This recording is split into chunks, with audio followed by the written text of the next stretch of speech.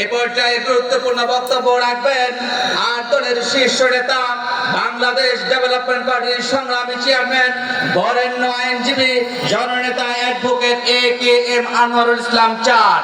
বক্তব্য রাখছেন advocate A.K.M. Anwarul Islam চাঁদ। আসসালামু আলাইকুম ওয়া রাহমাতুল্লাহ।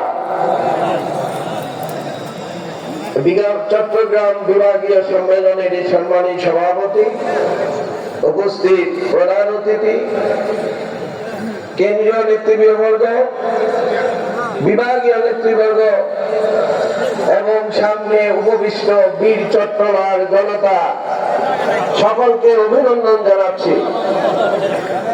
আজকে আমরা এখানে এসেছি যখন নির্বাচনের আগে মানুষ ভোটের জন্য মাঠে ঘুরে, আর তখন এই ভোটকে চিরস্থায়ী বন্দোবস্ত করার জন্য এই ৮ দলের নেতা কর্মীরা এখানে জানান দিচ্ছে যে শুধু ভোটেই আমাদের উদ্দেশ্য নয়, আমরা বাংলাদেশ থেকে পুরানো বন্দোবস্তের বিদায় করতে চাই।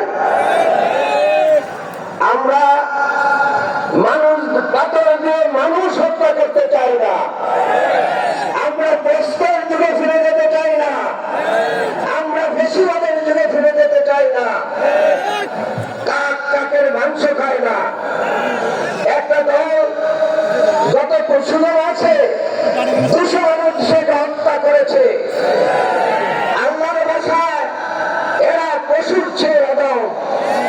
আমরা সেই পশুর চেয়ে অদম গোষ্ঠীকে রাষ্ট্র ক্ষমতায় দেখতে চাই না।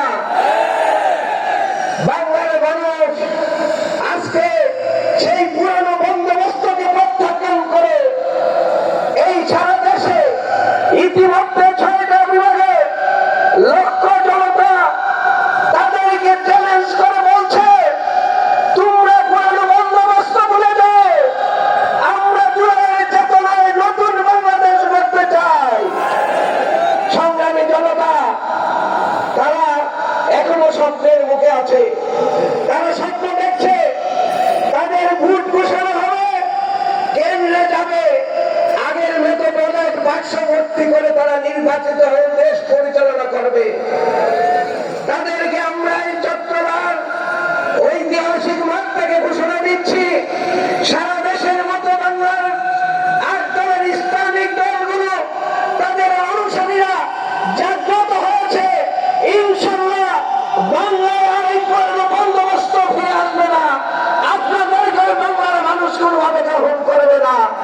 ৮ দলের এই ঐক্যকে আমরা দীর্ঘজীবী আশা করছি, বাংলাদেশ দীর্ঘজীবী হোক এই আশা ব্যক্ত করে আমি শেষ করছি। আসসালামু আলাইকুম ওয়া রাহমাতুল্লাহ।